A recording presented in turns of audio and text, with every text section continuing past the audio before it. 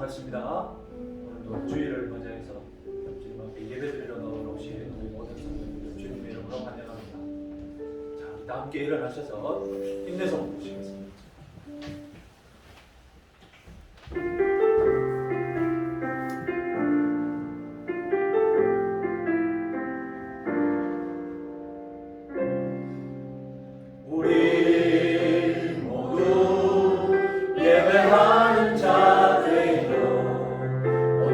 영과 진리로 주를 예배하자. 주가 우리와 함께 영원히 함께 하시고 마르지 않는 샘물로 우리 채우시리라.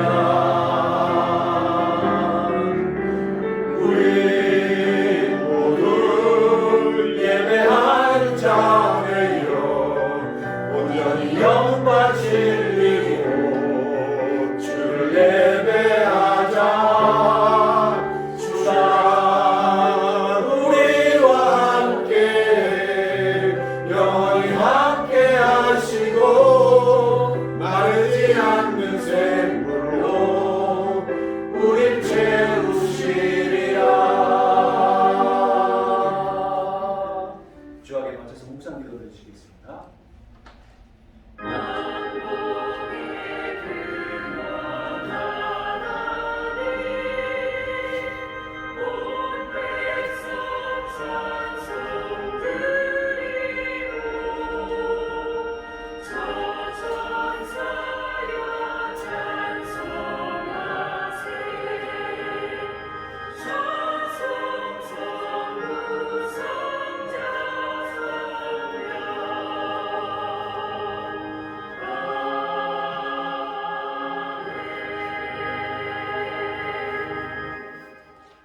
거룩하신 아버지 하나님, 천지의 창조주시고 우리의 구속자로 되신 아버지 하나님, 오늘도 주님 앞에 나와서 우리의 구원을 감사하며 하나님의 주권을 높이며 예배드리고자 합니다. 우리들의 마음에 겸손한 마음 다하여 주시고 주님의 주권 아래 저희들 영혼뿐만 아니라 우리의 몸이 하나님을 온전히 예배하고자 하는 거룩한 열망으로 가득 찰 수 있는 그런 심령이 될 수 있도록 우리 하나님께서 우리의 모든 것을 붙잡아 주시옵소서. 우리의 정신과 영혼과 모든 것들이 흐트러지지 않게 하여 주시고 하늘을 향하게 하시고 하늘로부터 오늘 우리의 찬양과 기도 가운데 임재하시는 하나님을 주목하게 하여 주시고 말씀이 떨어질 때에 아멘하게 하여 주시고 우리의 심령이 열려져서 말씀을 받고 한 주간 살아갈 때에 30배, 60배, 100배의 결실을 맺어내는 우리 주님의 제자로 살아가는데 부족함이 없는 저희들이 다 될 수 있도록 이 한 시간을 온전히 주장하여 주시옵소서. 예수님의 이름으로 기도드립니다. 아멘. 나는 전능하신 아버지 하나님 천지의 창조주를 믿습니다. 나는 그의 유일하신 아들 우리 주 예수 그리스도를 믿습니다.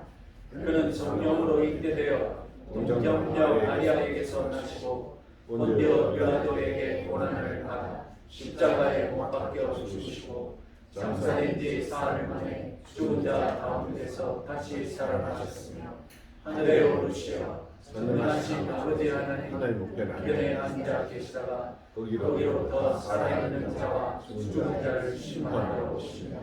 나는 성령을 믿으며 거룩한 공교회와 성도의 교제와 죄를 용서받는 것과 몸의 부활과 영생을 믿습니다. 아멘.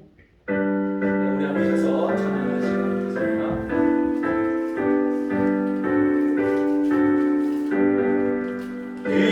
기뻐하며 경배하세 영광의 주 하나님 그 앞에서 우리 마음 일어나는 고백하라. 죄와 슬픔 사라지고 의심 부름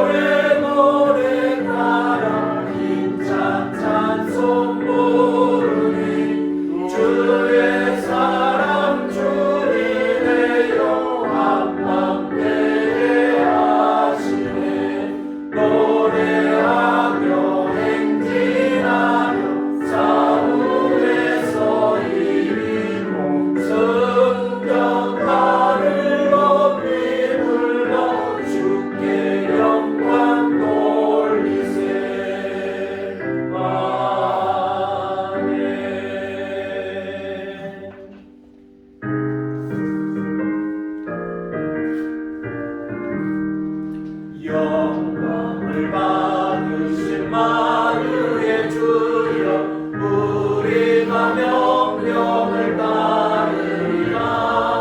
베푸신 은혜를 감사히 알고 진실한 마음으로 섬기겠네. 구주의 은혜 주신 대로 영원히 받들어 섬기겠네. 찬송하겠네 찬송하겠네. 생명을 주시는 구주로다.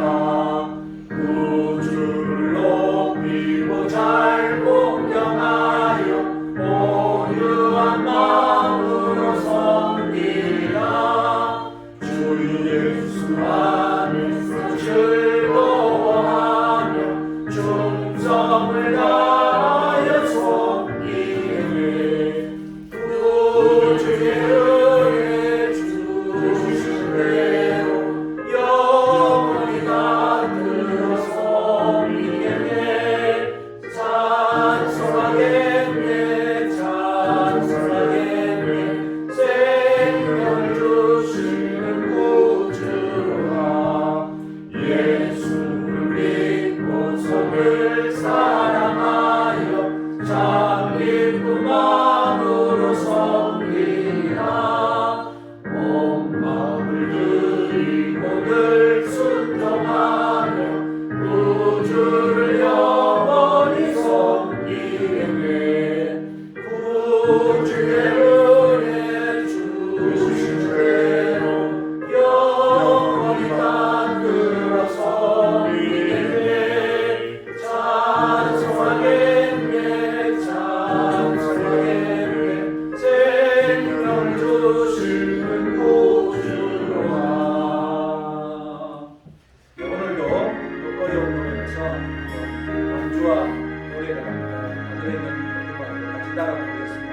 다음 주는 어둠 속 헤매이던 내 영혼 갈 길 몰라 방황할 때에 주의 십자가 영광의 금이신 나를 향해 비추어 주셨네. 주홍빛보다 높은 내 죄 그리스도의 피로 씻기어 완전한 사랑 주님의 은혜로 새 생명 주께 얻었네. 은혜 아니면 나서지 못하네. 십자가의 그 사랑 능력 아니면 나서지 못하네. 은혜 아니면 나서지 못하네. 놀라운 사랑 은혜 아니면 나서지 못하네.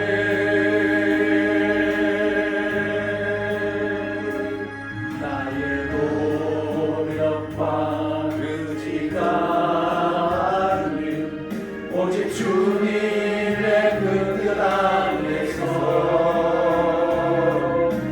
의로운 자라 내게 말씀하셨네. 완전하신 그 은혜로 내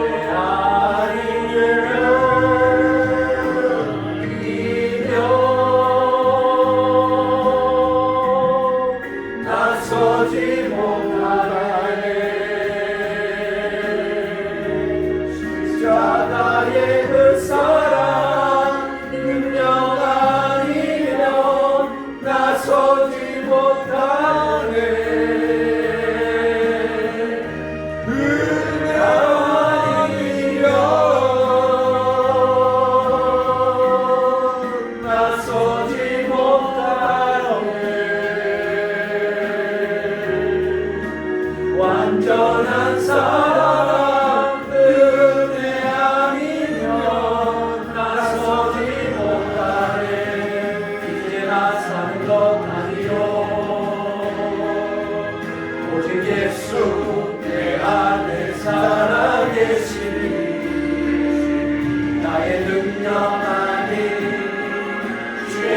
능력으로 이제 주와 함께 살리라.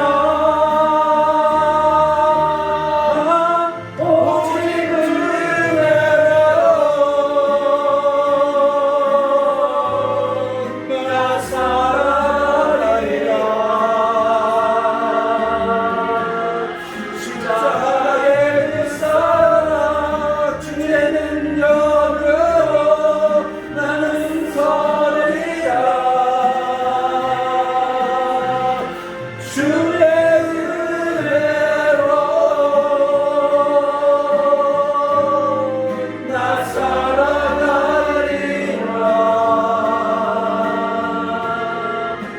십자가 사랑 그 능력으로 나 살리라. 주 은혜로 나 살리라.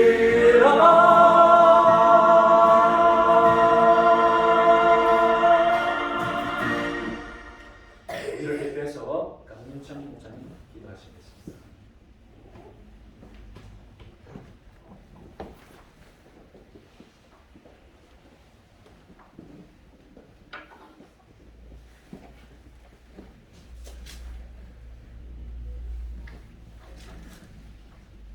기도하겠습니다.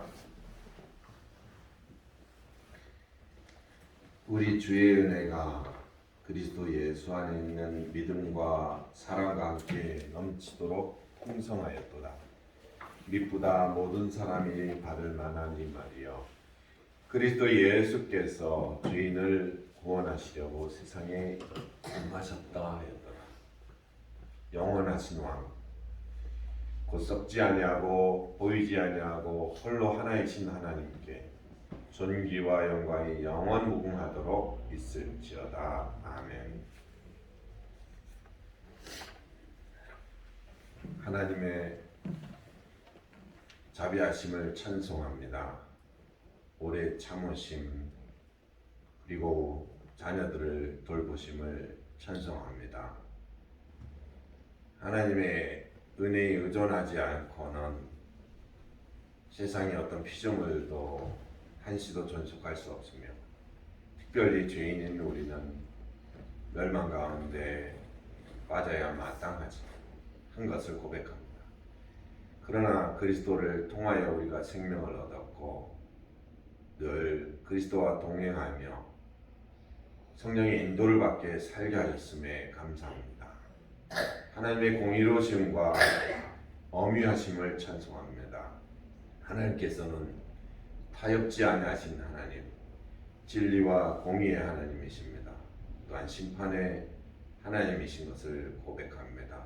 그래야 우리는 마지막 주의 심판대 앞에 설 날을 두려움 가운데 또한 살아갑니다. 주의 공의로우심이 오늘도 우리를 징계하시고 하나님의 자녀들을 자녀답게 만드심을 감사합니다. 이 모든 것이 은혜를 구성하고 우리를 하나님의 존전에 마땅히 설 자로 준비시켜 가는 것을 고백합니다. 주여, 우리의 의식주와 예배 드릴 수 있는 환경, 또한 신앙 공동체를 주신 것을 감사합니다. 섬김과 사랑의 장들을 베풀어 주셔서 주의 소명과 달란트를 성취하게 하시는 것을 감사합니다. 이 모든 것이 하나님으로부터 와서 하나님께로 돌아가며 모든 것은 합력하여 하나님의 뜻을 이루고 선을 완성하는 데 기여하는 것을 고백합니다. 주여, 우리의 죄를 고백합니다. 우상 숭배하는 자들이 바로 우리인 것을 고백합니다. 우리는 늘 하나님이 아닌 하나님과 유사한 우상을 쫓아 그것이 마치 우리를 영원한 만족으로 이끌 줄로 알고 거기에 취하고 숭배하는 존재인 것을 고백합니다. 늘 인류 역사 가운데, 타락한 인류 가운데는 만몬과 바알이 자리 잡고 우리는 대리신인 이 물질과 만몬과 바알을 숭배하는 것을 고백합니다. 확장의 욕구, 자기중심성의 욕구, 권력의 욕구, 욕망으로 가득 찬 우리들의 그 실상을 고백하오니 이 시간 그리스도의 보혈로 우리의 내면과 우리의 삶과 우리의 영혼을 깨끗하게 씻어주시기를 청원합니다. 주께서는 우리에게 율법을 주셔서 늘 어떻게 살아야 되고 어떻게 거룩함을 이뤄가야 될지를 말씀하시나 우리는 오히려 하나님을 이용하는 자요 하나님의 율법을 지키기보다는 그것을 가볍게 여기고 범죄하는 것에 익숙한 자들입니다. 주여 그럼에도 불구하고 우리가 은혜 입은 자로서 그리스도로 말미암아 회복되게 하시는 은총을 감사합니다. 하나님은 은혜로 시작하셨기에 은혜를 완성하는 이 믿음의 여정을 주께서 이끌어 주시기를 청원합니다. 주께 감사합니다. 생명의 주님이신 하나님께 감사합니다. 영광의 주님이신 하나님께 감사합니다. 은혜의 주님이신 하나님께 감사합니다. 주께서 우리에게 베풀어 주신 모든 신령한 은사들, 신령한 복들로 인하여 감사합니다. 영원히 하늘과 새 땅에서 예비된 영광과 생명에 속한 모든 것들로 인하여 감사합니다. 정말 소망을 주신 것을 감사합니다. 이제 주께 간구하는 것은 우리 서귀포 혁신교회 미래를 위해서 기도합니다. 지금은 미약해 보이지만 결코 하나님 눈에는 미약한 교회가 아닙니다. 하나님의 말씀이 우리 가운데 있고 성령께서 임재하는 작은 공동체입니다. 이 서귀포와 제주도를 책임질 수 있는 잠재력이 있는 공동체입니다. 주께서 은혜 주셔서 우리 교회가 교회의 본질에 충실한 교회가 되게 하옵소서. 말씀이 살아 움직이는 교회가 되게 하옵소서. 기도와 성령의 충만함이 있는 교회가 되게 하옵소서. 예배와 찬양의 감격이 있는 교회가 되게 하옵소서. 섬김과 사랑이 가득 찬 교회가 되게 하셔서 형제들 간에 성도들 간에 서로 섬김과 사랑할 뿐 아니라 이웃과 세상을 향하여 섬김과 사랑이 확장되는 교회가 되게 하옵소서. 그리하여 제주 선교의 초석이 되는 그런 교회 되게 하옵소서. 그래야 모든 것들이 삼위 하나님께 영광이 되어 불신자들까지 하나님의 영광을 찬송하도록 이끄는 그런 교회 되게 하옵소서. 제주 선교가 우리 눈앞에 있습니다. 이 서귀포 지역과 제주도와 동북아시아가 우리 눈앞에 있습니다. 겸손하게 주를 수정들어 주의 일들을 묵묵히 감당함으로 주님의 놀라우신 역사가 일어나는 귀한 교회 되게 하옵소서. 오늘 성찬했습니다. 주의 은혜 주시고 그리스도의 베풀어 주신 식탁 친히 주의 피와 살로 식탁을 베푸십니다. 이게 생명의 양식으로 우리를 공급하시고 공개하시는 시중 드시는 그리스도의 은혜의 섬김을 받게 하옵소서. 그래야 기쁨의 잔치가 되게 하옵소서. 예수 그리스도의 이름으로 기도합니다. 아멘.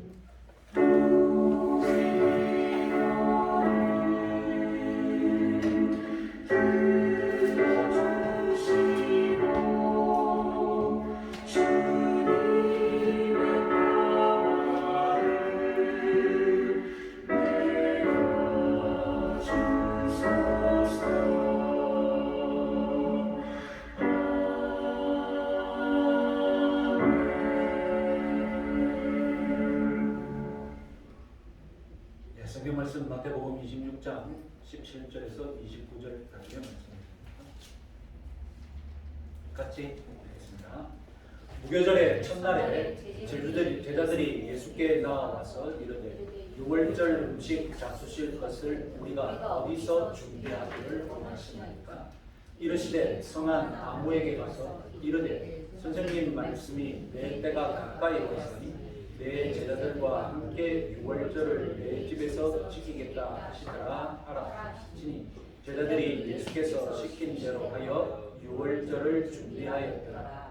저물 때에 예수께서 12 제자와 함께 앉으셨더니 그들이 먹을 때에 이르시되 내가 진실로 너희에게 이르노니 너희 중에 한 사람이 나를 팔리라 하시니 그들이 몹시 근심하여 각각 여짜오되 주여 나는 아니지요. 대답하여 이르시되 나와 함께 그릇에 손을 넣는 그가 나를 팔리라.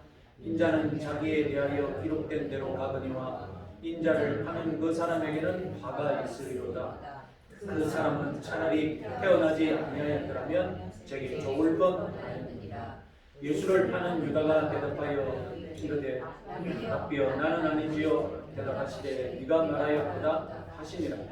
그들이 먹을 때에 예수께서 떡을 가지사 축복하시고 떼어 제자들에게 주시며 이르시되 받아서 먹으라 이것은 내 몸이니라 하시고 또 잔을 가지사 감사기도 하시고 그들에게 주시며 이르시되 너희가 다 이것을 마시라 이것은 죄사함을 얻게 하려고 많은 사람을 위하여 흘리는가 나의 피 곧 언약의 피니라. 그러나 너희에게 이르노니 내가 포도나무에서 난 것을 이제부터 내 아버지의 나라에서 새 것으로 너희와 함께 마시는 날까지 마시지 아니하리라 하시니라. 아멘. 네, 16절까지 이 침묵의 수요일, 배반의 수요일 끝났습니다. 그리고 17절부터는 고난주간의 목요일이 시작됩니다. 파워포인트 보시면 이 예수님이 돌아가신 날짜나 요일에 관하여서 그것이 언제냐 뜻밖에도 학자들 간에 큰 논쟁이 있습니다. 요한복음이 다른 복음서보다 하루 빠른 시간을 제시하는 것처럼 보이기 때문입니다.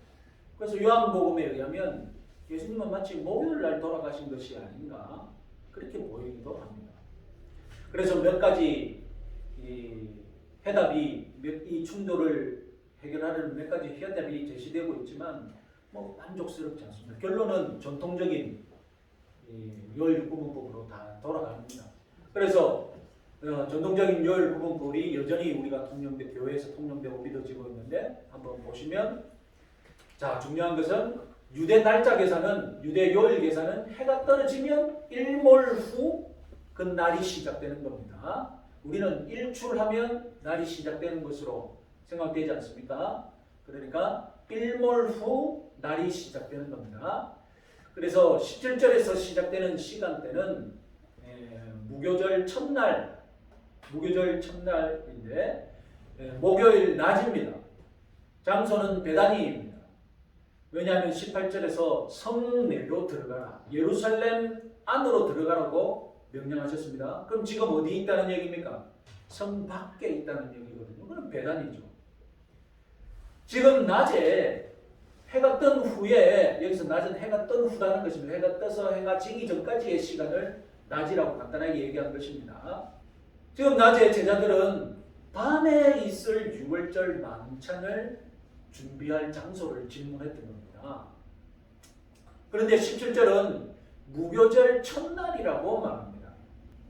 여기서 보시다시피 목요일 밤이 되어야 무교절 7일간 연속되는 무교절의 첫날이고 그 첫날이 유월절이거든요. 그런데 언제부턴가 밤에 만찬을 준비하는 그 낮 시간도 그냥 하루처럼 보이잖아요. 저녁이 되어서 하루가 시작된다고 계산은 하지만 우리 눈에 보기에 낮에 준비해서 밤에 먹는데 그날도 같은 날로 그냥 인정해버리는 그런 날이 된 것입니다. 그래서 처음에는 분명히 목요일 낮과 밤이 구분되었는데 여기서부터 목요일 낮부터 이 첫날을 인정해 줍니다.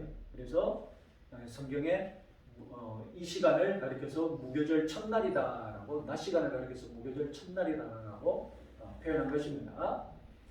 자, 그래서 목요일 밤이 되면 이제 양과 채소를 준비한 것을 만찬을 먹죠. 그리고 12시, 밤 12시가 넘겨서 새벽이 되면 예수님이 겟세마네 동산으로 이동하시죠. 그곳에서 체포되십니다. 그리고 아침에 새벽에 재판받으시고 그리고 십자가 골고다까지 가시죠. 그리고 해가 떨어지기 직전에 예수님은 매장이 되십니다. 그리고 밤에는 이제 드디어 이때부터 무덤에 있게 되시는 것이죠. 그 다음에 토요일 하루는 온종일 낮과 밤을 무덤 속에 계시고 그리고 새벽이 되면 일요일이 되죠. 우리 시간대. 목, 금, 토는 우리 시간대고 이 밑에 시간은 유대 시간이죠. 그래서 안식일 첫날에 일요일 새벽에 무관하게 되십니다. 이것이 전통적으로 고난주간에 대한 시간표가 되겠습니다. 자, 6월절 만찬 장소를 구하는 과정을 마가는 굉장히 길게 자세히 소개하지만 마가 자신의 그 스타일이지 않습니까? 글 쓰는 스타일, 주변 상황, 우리 사람들이 무슨 일을 했는지 마가는 굉장히 궁금해하거든요. 마태 스타일이 있죠. 그러니까 안 궁금해요. 그래서 그냥 간단하게 다 잘라버리고 예수님이 무슨 말씀하셨는지 거기에 딱 초점을 두고 사건을 기록하거든요. 자, 마태는 그래서 18절 내 때가 가까이 왔으니 내 제자들과 함께 유월절을 내 집에서 지키겠다. 예수님 말씀을 주목하고 있죠. 마태가 단 3절로 이 유월절 만찬 장소를 구하는 것을 압축했습니다. 그럼에도 이 이야기가 의미하는 바가 무엇이겠습니까? 19절입니다. 제자들이 예수께서 시키신 대로 하여 유월절을 준비하였더라. 예수께서 시키신 대로, 이것이 핵심입니다. 예수님이 주도적으로 준비하셨다는 것입니다. 최후의 만찬을 준비하실 때 예수님이 만찬의 주체자가 되어서, 호스트가 되어서 꼼꼼히 지금 준비하고 계신다는 것입니다. 하기 싫은 장치, 마지막 만찬을 어떻게 먹을까? 하기 싫은데, 그래서 제자들이 그런 하기 싫어하는 예수님을 그래도 해야지요. 우리가 다 준비하겠습니다. 이런 분위기가 아니라는 것입니다. 만찬 장소는 예수님이 진작에 준비해 놓으셨고 모든 움직여야 할 타이밍 예수님이 다 기획하셨습니다. 뒤돌아보면 예루살렘 입성 때부터 예수님은 고난주간의 전 과정을 다 직접 다 준비하시고 기획하셨습니다. 2주 전에 이 유다의 배신에 관하여서도 제가 말씀드린 적이 있지 않습니까? 흉계의 타이밍, 여러분 유다가 주도했습니까? 유다 손에 쥐어졌던 그 흉계의 타이밍, 유다가 꼭 세밀하게 살펴보고 이때다 하고 결정했습니까? 아닙니다. 예수님이 유다를 몰아가셨습니다. 유다를 자극했고 유다를 막다른 골목으로 몰고 가셔서 6월절에 유다가 할 수 없이 예수님을 배반하도록 예수님이 몰고 가셨습니다. 이렇게 지금까지 고난주간의 모든 일정을 예수님이 주관하고 계십니다. 앞으로 이제 십자가로 지는 과정도, 재판받는 과정에서도 예수님이 다 당당하게 주권적으로 준비해 가시는 과정을 우리는 보게 될 것입니다. 여러분들도 억지로 신앙생활 하지 마십시오. 주님처럼 무엇인가 앞장서서 하나님의 뜻에 순종하시기 바랍니다. 고난을 만나셔도 마찬가지입니다. 야고보서 1장 2절 말씀 우리 같이 한번 읽어보겠습니다. 내 형제들아, 너희가 여러 가지 시험을 당하거든 온전히 기쁘게 여기라. 뭐 좀 힘들면 신앙생활 못하겠다. 뭐 좀 상처받으면 봉사 못하겠다. 하겠다. 이렇게 왔다 갔다 하지 마시고 고난이든 시험이든 기쁘게 주도적으로 그냥 극복하시고 해결하시고 그래서 이겨내고 말씀에 순종하시는 여러분들 되시기 바랍니다. 그리스도의 제자답게 무슨 일을 만나든 즐겁게 환영하고 주도적으로 이끌어가시는 그런 신앙생활 하시기 바랍니다. 자, 다시 본문을 봅시다. 목요일 해가 떠 있는 동안 제자들은 양을 끌고 성전에 가서 아마 희생제사를 드렸을 겁니다. 희생제사를 드린 그 고기를 이제 가져와서 저녁에 6월절 만찬 때 먹는 겁니다. 자, 20절부터는 그렇게 이제 제사에 바친 양의 고기를 밤에 먹는 이야기, 소위 성만찬 본문입니다. 성만찬 본문의 전반부는 가론 유다에 관한 이야기죠. 우리들은 2주 전에 제가 가론 유다의 흉계의 타이밍이라는 주제로 설교를 했을 때 말씀드렸습니다. 기억이 안 나시면 한 번 더 보시면 되겠습니다. 조회수가 많이 안 늘어나고 있더라고요. 계속 그렇게 강조를 해도. 자, 오늘은 가론 유다에 관한 이야기는 안 하고 이제 바로 성만찬 본문에 대해서 바로 강의하겠습니다.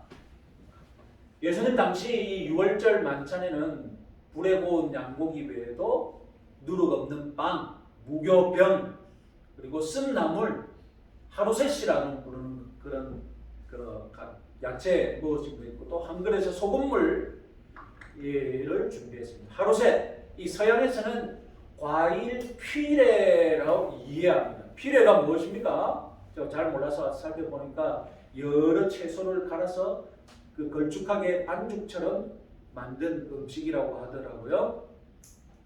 그래서 그 빵을 이 하루셋에 이제 찍어서 먹는 것입니다. 그리고 포도주는 물론이고 4개의 잔을 준비해야 됩니다. 왜냐하면 포도주를 무려 4차례나 마시기 때문입니다. 표를 한번 보겠습니다. 이게 2월 2세기입니다. 200년 2세기 6월절 만찬의 코스입니다. 그러니까 예수님 당시에도 이렇게 했는지는 모르지만 100년 전이니까 그렇게 크게 다르지 않았을 것이라고 다 믿고 있습니다. 그래서 6월절 만찬 코스 보면 첫 번째 잔을 먹고 그 다음에 음식을 진설합니다. 그러면 그 집안의 아기가 오늘 이 잔치가 먹는 이 음식이 무슨 의미가 있는지 아버지께 질문을 합니다. 그리고 두 번째 포도주를 먹고 그러면 아버지가 앉아있는 사람들에게 이 6월절 음식이 무슨 뜻인지 설명을 합니다. 그리고 침묵 중에 제 식사를 먹고요. 그리고 세 번째 잔을 마시고 찬송을 하고 네 번째 잔을 마시고 모든 과정이 다 끝납니다. 그래서 자정 전에 날짜가 자정 전에 다 끝나는 것으로 되어 있습니다. 예수님도 이와 같은 6월절 만찬 코스를 밟아가면서 성만찬을 제정하는 말씀을 덧붙였을 것입니다. 그런데 복음서 저자들은 이 모든 순서를 다 기록하지 않았습니다. 심지어 양고기조차 언급하지 않습니다. 아마도 예수님이 하나님의 어린 양이기 때문에 양고기를 언급할 필요가 없었다고 느꼈을지도 모릅니다. 복음서 저자들은 예수님이 제자들에게 떼어주신 떡과 나눠주신 포도주 그리고 무슨 말을 했는지 아주 이것만 기록했습니다. 가만히 생각해 보면 그 이유는 성경을 읽은 우리 교회의 성도들이 6월절 만찬을 지킬 필요가 없거든요. 무엇을 지켜야 합니까? 우리는 6월절 만찬을 예수님이 바꾸신 성만찬을 지켜야 할 백성들이거든요.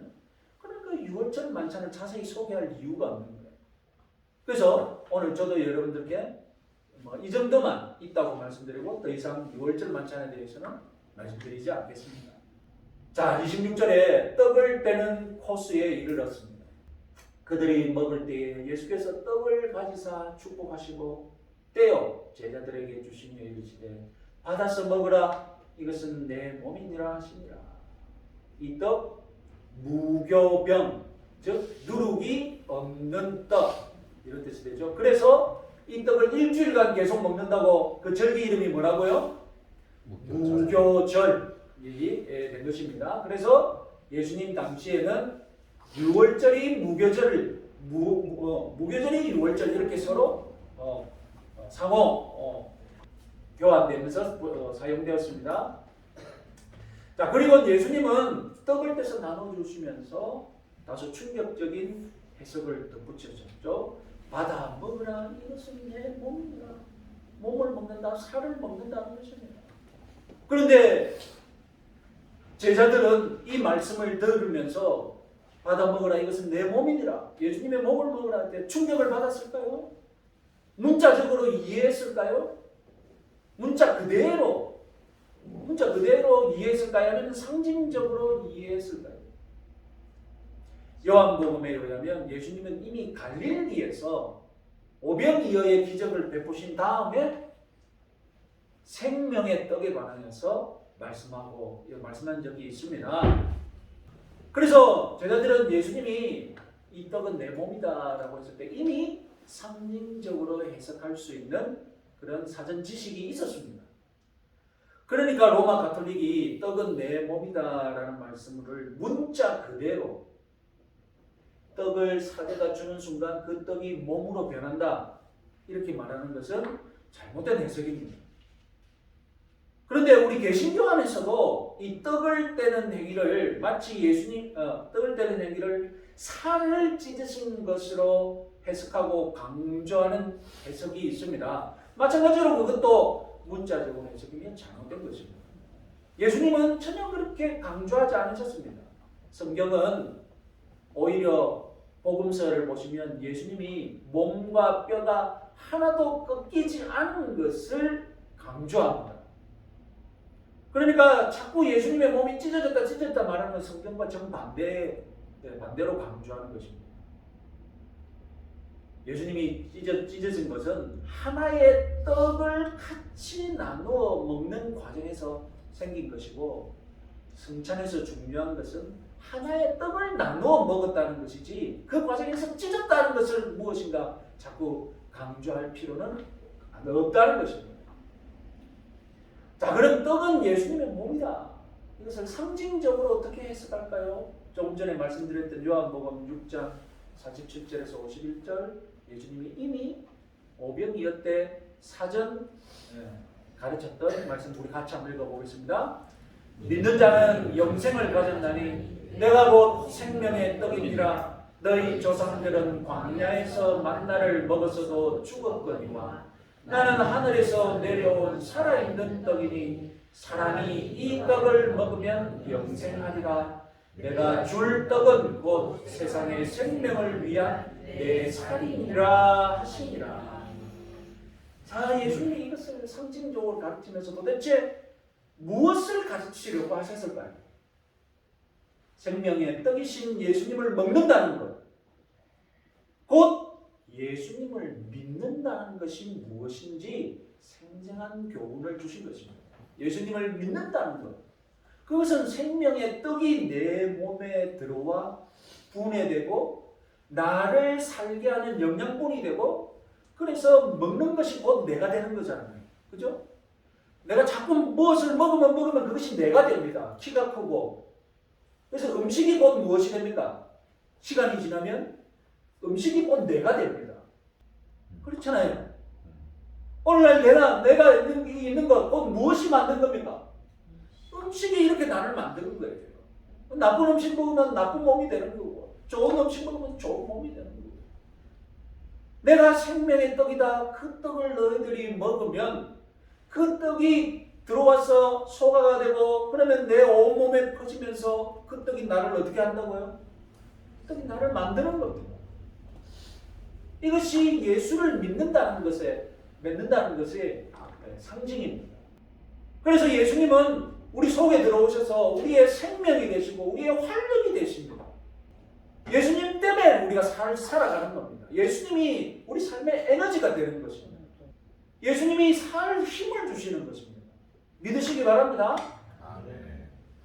오늘 성찬에 참여하시는 성도 여러분, 모두 예수님이 우리 생의 원동력이고 예수님이 내 속에 들어오셔서 나를 살게 한다는 것, 이것이 곧 예수를 믿는다는 것임을 믿고 고백하시기 바랍니다. 네. 자, 계속해서 이제 27절을 봅시다. 또 잔을 가지사 감사기도 하시고 그들에게 주시며 이르시되 너희가 다 이것을 마시라. 자, 앞서 떡을 가지시고 축복하신 것, 그리고 지금 잔을 가지고 감사기도 하신 것, 둘 다 의미가 다 똑같은 행동입니다.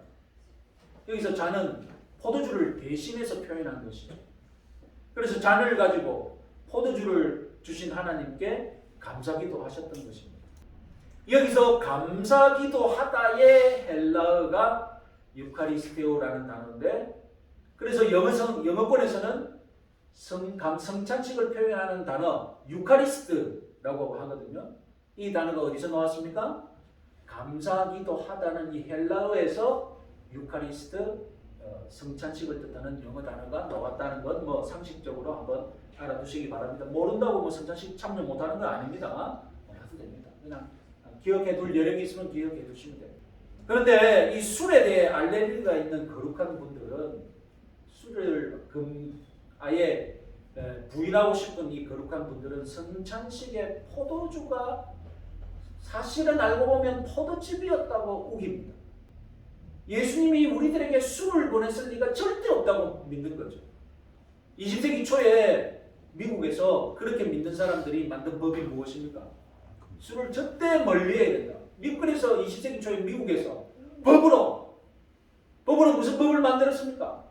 술을 만들거나 팔아서는 안 된다. 금주법. 그래가지고 한동안 미국 사회 전역에서 공적으로 술을 제조하거나 팔 수가 없었죠. 그런데 여러분 그게 됩니까? 그래서 어떻게 무슨 일이 벌어졌습니까? 사람들이 다 밀주를 만들어서 파는데 누가 그걸 장악했습니까? 밀주 만들고 파는 과정은 누가 장악했습니까? 누가 장악할 수 있겠습니까? 네? 마피아가 장악할 수 있지 않습니까? 그래서 금주법 때문에 오늘날 마피아가 존재하게 된 겁니다. 여러분 사람이 이래 어리석어요. 우리 사회에서 술을 쫓아내자고 해놓고 술은 술 밑에서 다 팔고 덕분에 누가 돈을 벌어요? 마피아가 범죄 집단이 돈을 벌습니다. 이래 어리석은 사람들이. 유대인들은 평상시 식사에는 물을 마셨지만 6월절 만찬에는 반드시 포도주를 마셨습니다. 무려 몇 잔이나? 참여하는 사람은 모두 다 4잔씩이나 마셔야 했습니다. 자, 그러면 오늘날 교회에서 어떤 교회는 보니까 포도주가 아니라 포도주스를 사용합니다. 그것도 어떻게 해석해야 될까요? 여러분, 포도주가 피를 상징하는 이 상징물이 된 것은 알코올 때문이 아닙니다. 알코올이 있고 없고가 중요한 것이 아닙니다. 포도주가 피를 상징한 그 상징성은 어디에 있습니까? 포도주의 색깔, 그 붉은 색깔 때문에 피를 상징하게 된 것이죠. 그래서 최초의 성만찬에는 포도주가 사용되었지만 오늘날 교회에서는 상황에 따라서 포도주스, 그렇다면 붉은 음료, 라면 어떤 것도 사용할 수 있음을 여러분 유념하시기 바랍니다. 안 믿어지십니까? 이런 상징성을 무시하고 어떤 분들은 예수님이 당시 대중적인 포도주를 사용하셨으니 우리 한국 교회에서도 토착화해서 대중적인 막걸리를 사용해도 어떠냐고 제안합니다. 그것은 여러분 혁신적인 것이 아니라 무식한 것이죠. 막걸리는 왜 안 됩니까? 색깔이 달라요. 하얀색이지 않습니까? 하얀색을 나눠주면서 이것이 예수님의 피다, 예수님의 피를 상징하는 것이다. 느낌이 전혀 안 오잖아요. 말이 안 되잖아요. 어떻게 피를 상징합니까? 하얀색이. 그러니까 여러분, 피의 상징, 예수님이 이 포도주를 상징하는 것은 결국 알코올 유무가 아니라 알코올이 있고 없고를 계속 따지는 것이 아니라 빨간색 이 색깔 때문이라는 것을 유념하시면 무엇을 해도 자유를 누리시기 바랍니다. 자, 23절은 예수님도 이 잔 하나를 가지고 식사에 참여했던 모든 사람들이 돌려가며 마셨음을 의미합니다. 오늘날에는 위생 개념이 투철해서 그렇게 안 하죠. 그러나 고대에는 그렇지 않았죠. 또 오늘날에는 집마다 잔들이 넘쳐나잖아요. 잔 하나 깨졌다고 호들갑 떱니까? 요즘 사람 다치지 않는다고 신경 쓰지. 그러나 2000년 전 고대에는 모든 물자들이 다 귀했습니다. 모든 물자들이 다 부족했고 다 귀했습니다. 그래서 2000년 전 성찬식에는 큰 잔을 하나 가지고 돌려가면서 마셨다는 것.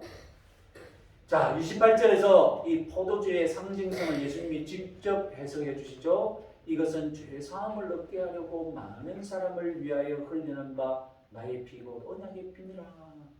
번역된 우리말 어순과 정반대로 헬라어 어순은 거꾸로입니다. 헬라어 어순대로 제가 한번 주목하겠습니다. 첫 번째는 나의 피 곧 언약의 피. 자, 앞서 떡을 나의 몸이라고 설명하셨지 포도주를 나의 피라고 말씀하십니다. 이는 누가 봐도 상징적이죠. 유대인들에게 피를 마시게 한다는 상상 불가한 엽기적입니다. 오늘날에도 약간 엽기적이잖아요.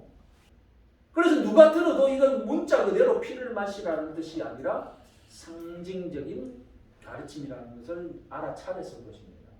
예수님은 특별하게도 언약의 피라는 말씀을 덧붙이셨습니다.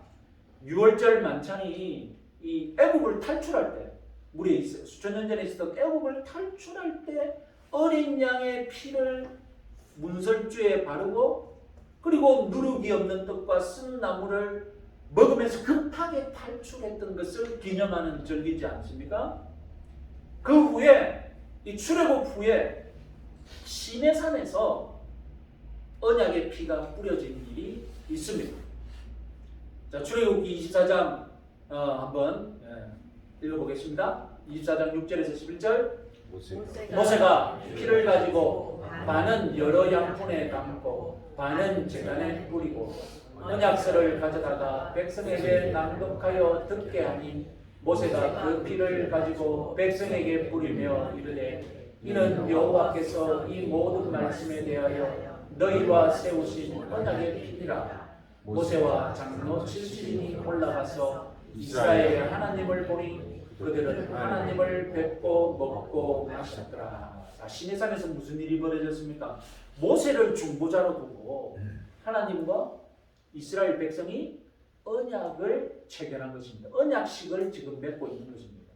그래서 피를 가져와가지고 반은 하나님께 뿌리고 반은 이스라엘에게 뿌립니다. 이게 무슨 의미입니까? 그야말로 피로 맺어진 관계. 이 언약이 깨어지면 내가 피를 흘렸으라도 목숨을 잃었으라도 이 언약을 지키겠다는 결사의 그런 뜻을 담고 있는 거죠. 흥미롭게도 피의 언약을 체결한 후 무엇 했습니까? 이스라엘과 하나님은 만찬을 즐깁니다.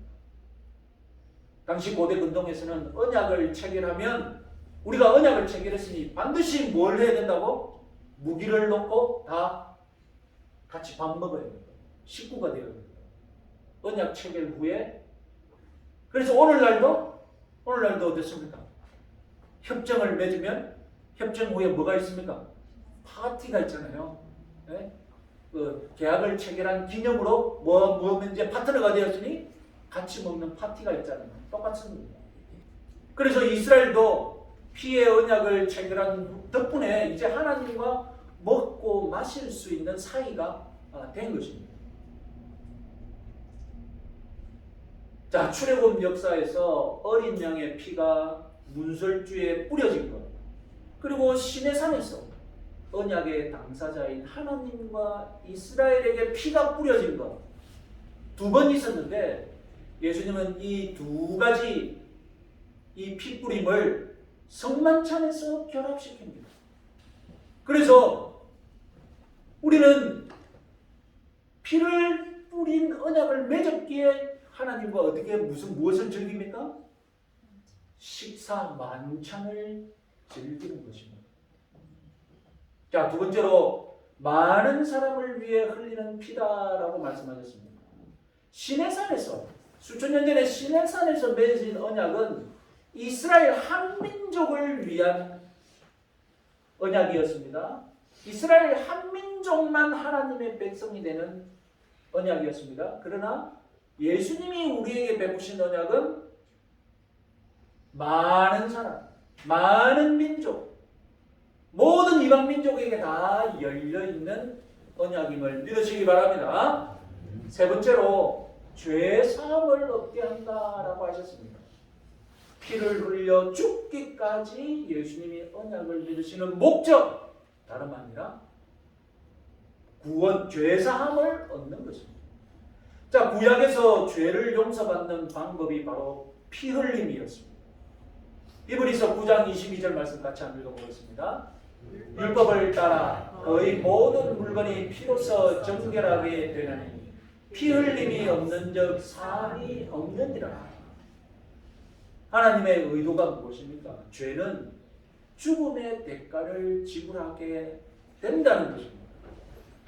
그래서 내가 피 흘려 죽음으로써 내 죄의 대가를 치러야 하는데 그것이 율법인데 그나마 하나님께서 은혜를 베푸셔서 내 대신 피 흘리는 것이 무엇입니까? 예? 제물이죠. 희생 제물이죠. 그러나 이 구약에서 동물, 내 대신 동물이 피 흘리는 제사는 제사를 드리는 그때만 효력이 있는 제한된 효력이 있는 제물이었습니다. 그래서 이스라엘은 평생 동물이 피 흘려 죽는 제사를 드려야 했던 것입니다. 그러나 지금 예수님이 말씀하시는 이 언약의 피, 이것은 예수님이 나의 죄 사함을 위해 피 흘려 죽으셨음을 믿으면 그 효력이 어떻게 된다고요? 평생 영원히 효력이 있는, 그래서 다시는 동물 제사를 드릴 필요가 없는 피 흘림인 줄 믿으시기 바랍니다. 그 옛날 시내산에서 모세를 중보자로 두고 하나님과 이스라엘이 언약을 맺은 것, 그것을 옛 언약, 줄이면 뭡니까? 한자로 줄이면 구약. 이제 예수님을 중보자로 두고 하나님과 우리가 맺은 언약, 그것을 새 언약이라고 합니다. 한자로 줄이면 뭡니까? 신약이 되는 겁니다. 그래서 우리는 신약 백성인 거예요. 저와 여러분 모두 새 언약, 신약의 복을 누리는 백성임을 믿으시기 바랍니다. 자, 이제 마지막으로 29절입니다. 성만찬 본문에서 가장 무시당하고 있는 구절입니다. 그러나 너희에게 이르노니 내가 포도나무에서 난 것을 이제부터 내 아버지의 나라에서 새것으로 너희와 함께 마시는 날까지 아니하리라 하시니라. 29절은 이 겉보기에 예수님이 이제부터 포도주를 마시지 않겠다고 금주 선언을 하는 것 같습니다. 그래서 제자들 너희도 은근히 금주를 따라야 한다는 듯이 말씀하시는 것으로 오해받기 쉽습니다. 자, 이 포도나무에서 난 것, 이것은 유월절 식사 때 포도주를 일컫는 정통적인 유월절 용어입니다. 예수님은 방금 유월절 식사를 마치셨지 않습니까? 그러면서 더 이상 유월절 만찬에 포도주를 마시지 않겠다는 뜻입니다. 이제 유월절 만찬은 사실상 하나님 백성 사이에서 없어질 것입니다. 당연하죠. 그리고 예수님은 이제 십자가에서 돌아가실 테니 이제 포도주를 마실 시간도 사실상 없습니다. 근본적으로 이제 신약 백성들은 유월절 만찬을 즐길 이유가 없습니다. 그러시면서 새로운 만찬을 제안하신 것이 무엇입니까? 그 새로운 만찬에서 즐길 것을 기대하라고 하셨는데 내 아버지의 나라에서 새 포도주로 너희와 함께 마시는 날이 있을 것이다. 그러니까 29절은 예수님이 포도주를 끊으셨다는 사실을 강조하는 것이 아니라 제자들 너희들과 천상의 잔치에서 만나 새 포도주를 즐기자는 것을 강조하는 말씀입니다. 제자들 너희들은 반드시 천상의 잔치를 누리게 될 것이라고 약속해 주시는 말씀입니다. 또한 너희들은 성도로서 이 땅에서 승리하고 나중에 최후에는 하나님과 또 다른 잔치를 즐길 것이다 라고 약속해 주시는 말씀입니다. 그러니 여러분, 유월절 만찬보다도 이제 유월절 만찬은 끝났으니 무엇을 바라보라는 것입니까? 천상의 만찬을 바라보라는 것입니다. 천상의 만찬을 즐길 그날을 바라보라는 것입니다. 저와 여러분들이 종말에 부활해서 주님과 잔치를 누릴 것을 믿으시기 바랍니다. 아멘. 그날은 우리들에게는 심판의 날이 아니라 무슨 날입니까? 잔치날입니다. 잔치날. 그럼 지금 우리가 교회에서 오늘 행하는 성만찬은 새 하늘과 새 땅에서 누릴 천상의 만찬을 흉내내는 것입니다. 미리 맛보는 것입니다. 새하늘과 새 땅에서 주님과 잔치를 즐길 그때까지 우리 예수님을 따르는 자는 유월절 식사가 아니라 이제 성만찬을 지켜야 하는 것입니다. 예수님이 제정하신 이 성만찬, 단지 예수님의 몸과 피를 기념하는 그런 식사일 뿐 아니라 무엇을 미리 맛보는 거라고요? 하나님 나라에서 새 것으로 마시는 날에 있을 잔치를 흉내내어서 미리 맛보는 잔치라는 것입니다. 그래서 주님과 새로운 만찬을 누릴 날을 소망하는 그런 만찬이 되기를 바랍니다. 자, 이상으로 우리 성만찬에 대해서 다 설교를 했습니다.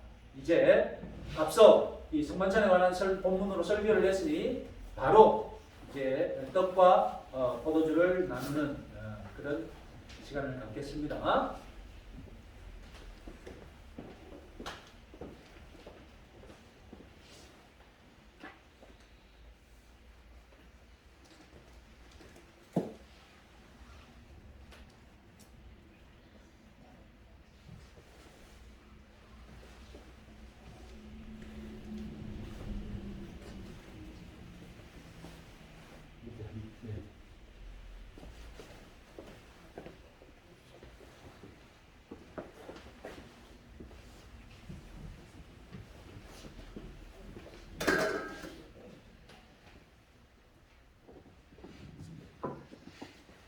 주님의 제정 명령에 따라 나는 여러분들의 목자로서 이 떡을 주님 대신 나눠드리려고 합니다. 이것은 주님이 우리들에게 주시는 생명의 떡인 줄 아시고 이 떡을 먹음으로 내 속에서 주님이 나와 함께 나를 살게 하신다는 것을 믿고 고백하시는 그런 시간이 되시기 바랍니다.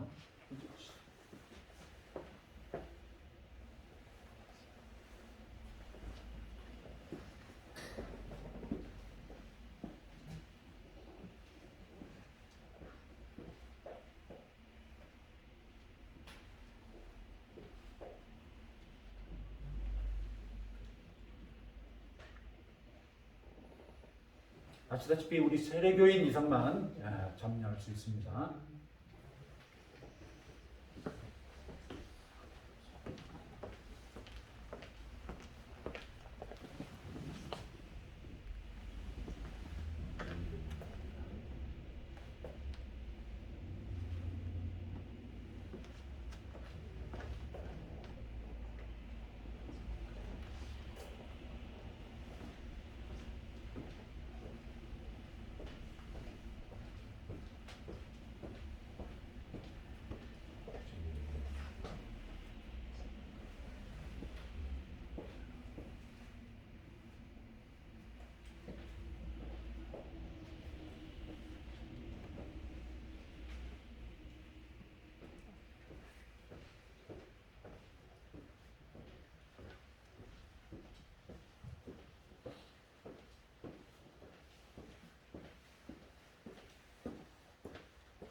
떡 다 받으신 줄 믿고 포도주잔을 나눠드리겠습니다.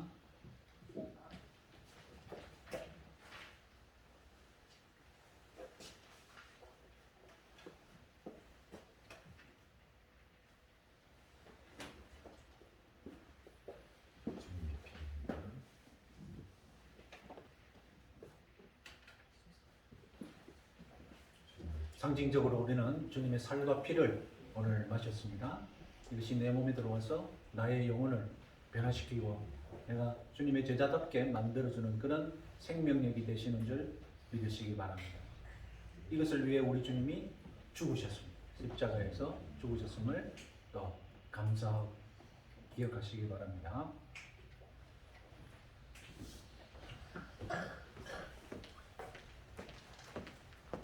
주님의 피입니다.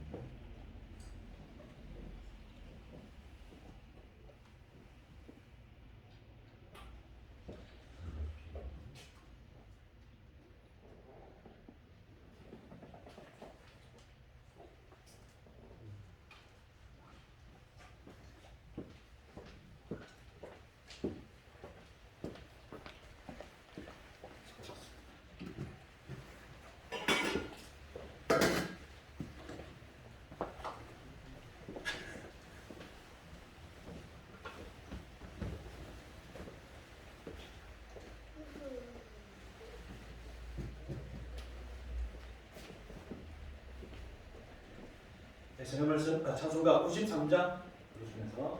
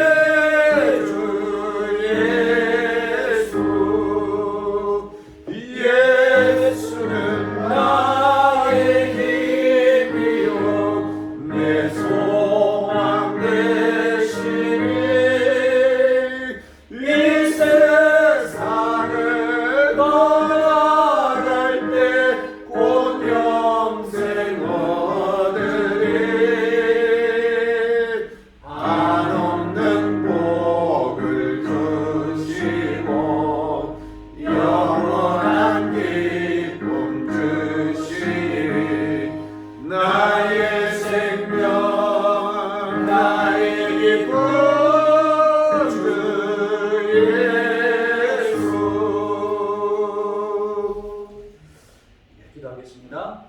하나님 아버지, 오늘도 저희들에게 예물을 바칠 수 있는 믿음과 모든 형편 허락하여 주시니 감사합니다. 바친 성길들을 축복하여 주시옵소서. 생일 감사헌금 드리는 우리 김창석 집사님 하나님께서 축복하여 주시고 하나님이 주신 생명 감사하는 마음으로 하나님 뜻에 따라 살아가는 거룩한 백성이 되게 하시고 건강을 허락하시고 하나님마다 많은 복을 내려 주시옵소서. 하나님께 영광이 되는 삶을 살아가도록 축복하여 주시옵소서. 오늘도 또 11조 헌금, 주일 헌금, 각양 예물을 드린 손길들을 축복하여 주시고 시험에 들지 않도록 하나님 물질의 복을 허락하여 주시옵소서. 하나님이 물질을 주실 때 감사함으로 하나님께 영광 돌리는 우리 성도들 되도록 축복하여 주시옵소서. 예수님의 이름으로 기도드립니다. 아멘. 광고 말씀 우리 교회 주로 인면 보시고 별다른 광고는 없습니다. 일어나셔서 축도로 수선하시겠습니다. 우리 주 예수 그리스도의 은혜와 하나님 아버지의 사랑과 성령의 교통하심이 주님의 살과 피를 먹고 주님처럼 거룩하게 변화되기를 소원하는 모든 주의 백성들 머리 위에 영원토록 함께 있을지어다. 아멘. 성부 성자 성령 찬송과 영광 돌려보내세. 대초로